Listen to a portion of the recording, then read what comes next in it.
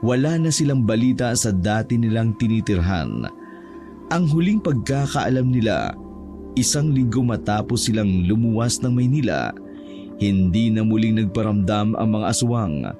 At dahil yon sa mga sundalong tumambay na sa mga purok, kung nasaan man ang aswang na yun, hindi na nila yun alam. Mananatili na lang ang pangit na alaala na yun na iniwan nila sa nakaraan. Wakas.